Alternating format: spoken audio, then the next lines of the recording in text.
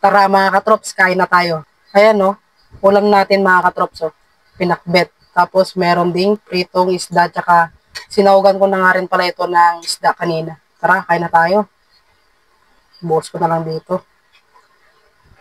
Dami nito, isang mangkok, ubusin ko na ito. Yan no, pritong isda. Bagong luto, umuusok-usok pa. May kayan mga katrops, mga tayo.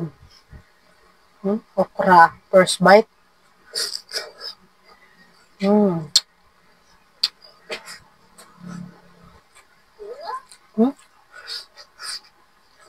Sarap.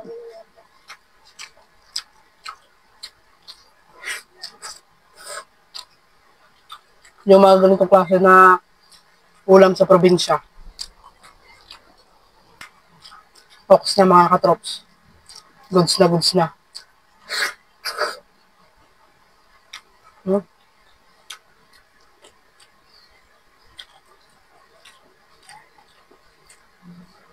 Gulay tapos tinernuhan mo pa ng ano, pritong isda.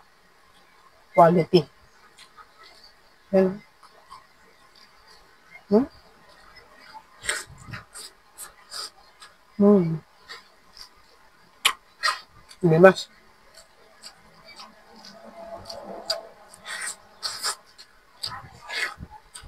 Ano?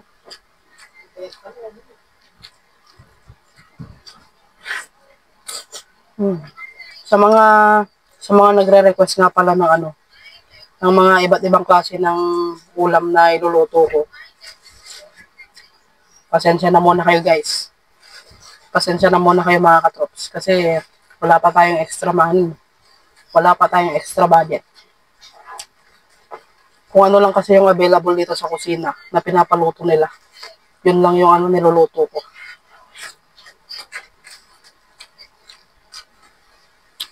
Kasi alam nyo naman, di pa tayo sumasahod dito sa ano, sa SOCMED.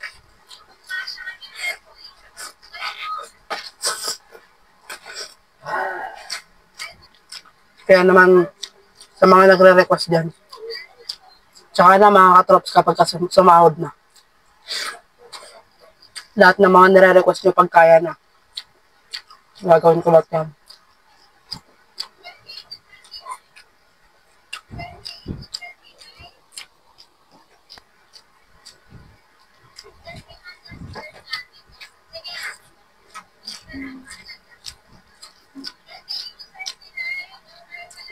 Yun, ang palaya.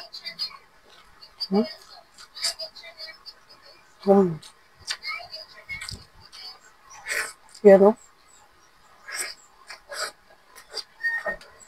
The best talaga pag ano, gulay ang ulam. Kahit gulay araw-araw, hindi ako magsasawa.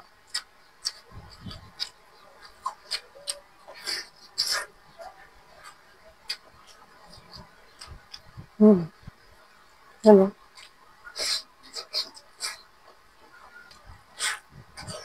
Pinagsama-sama ko nga lang pala yung mga gulay na ano, na okra, ampalaya, sitaw, talong, tsaka kalabasa.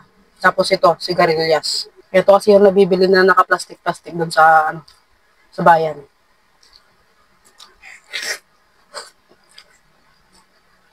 Tapos nabibili lang ito sa ano, sa halagang 35 pesos isang supot.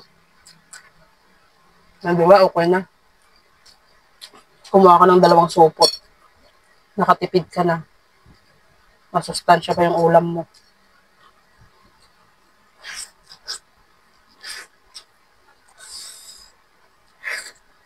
Gusto ko nga lang palang pasalamatan yung mga katrops natin dyan na, ano, na laging nagla-like and share sa mga video na na-upload ko. Thank you so much mga katrops. Last bite. Sumutin na lang natin sayang.